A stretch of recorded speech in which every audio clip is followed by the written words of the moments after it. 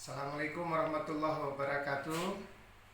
Teman-teman sekalian, hari ini kita berada pada satu keadaan di mana wabah COVID-19 atau kita sebut dengan virus corona dengan tipe baru sedang melanda daerah kita.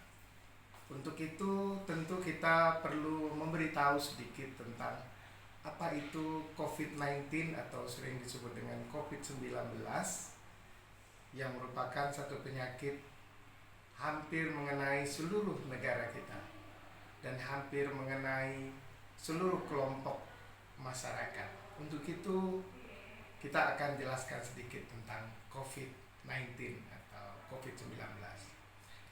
Virus ini adalah virus baru, penyakit yang memang baru yang kita lihat mulai dengan terjadinya di kota Wuhan, Hubei, Cina, dan sekarang hampir mengenai seluruh negara. Indonesia sekarang juga menghadapi masa-masa sulit dengan penyebaran virus ini yang sangat baru, penyakitnya juga sangat baru, sehingga sampai sekarang orang belum menemukan vaksinnya, belum menemukan pengobatannya. Tapi satu hal yang kita lihat, sangat cepat menyebar.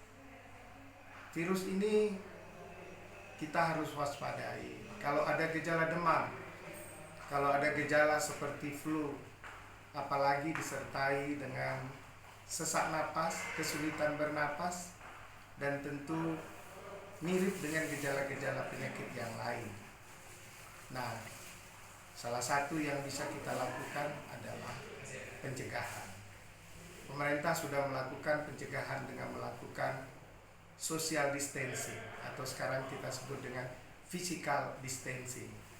Bagaimana virus ini yang membutuhkan media, kalau di antara kita mengatur jarak, tidak masuk ke dalam kerumunan, tidak melakukan aktivitas yang mengumpulkan banyak orang, bekerja di rumah masing-masing, maka ini sesuatu yang bisa memadamkan wabah ini karena dia tidak ada media untuk dari orang ke orang lain. Tetapi mari kita mematuhinya dengan baik. Tentu tidak mudah, dan ini sebuah keterpaksaan bagi kita untuk selalu harus ada di rumah. Dan petugas medis biarlah mereka bekerja untuk menanggulangi ini di front line dengan melakukan berbagai upaya. Kita tentu harus melakukan bagaimana membantu mereka. Membantu petugas medis adalah kita tetap di rumah. Membantu petugas medis adalah kita harus berusaha untuk kita tidak terkena penyakit ini. Lagi-lagi dengan tetap bekerja di rumah. Dan tentu juga kalau terpaksa kita harus melakukan berbagai pencegahan untuk mengatur jarak paling tidak lebih dari 1 meter. Tapi kalau bisa tidak bertatap, tidak bertemu muka dengan orang lain kalau tidak terpaksa. Untuk ibu-ibu mungkin juga tetaplah di rumah. Kalau harus berbelanja, mungkin harus berbelanja tidak terlalu sering dan tetap dengan pengamanan. Kalau Anda bekerja keluar rumah, kalau Anda terpaksa harus keluar, pakailah pengaman. Mungkin sekarang kita pakai masker walaupun tidak mudah sekarang. Juga sesudah itu kita harus ganti semua baju kita karena kita tidak tahu apakah ada orang yang tempat bertemu kita tadi itu terpapar atau tidak.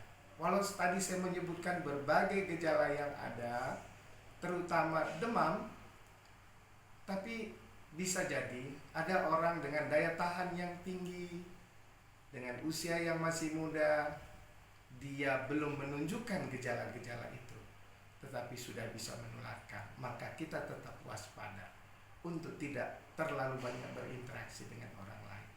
Sekali lagi saya ingin mengatakan, bantulah para dokter yang berjuang di garda terdepan dengan tidak menambah kasusnya.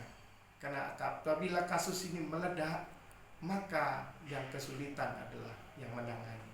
Dan menurut saya kita juga harus membantu orang lain yang tentu ada kesulitan ekonomi ketika tidak bekerja, terutama sektor informal.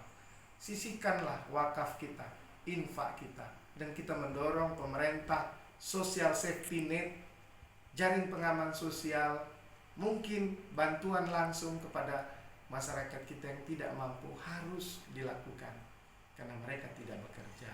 Mari sekali lagi kita lakukan pencegahan, karena tidak ada obatnya, tidak ada vaksinnya. Satu-satunya caranya adalah untuk tetap ada di rumah, social dan physical distancing. Terima kasih.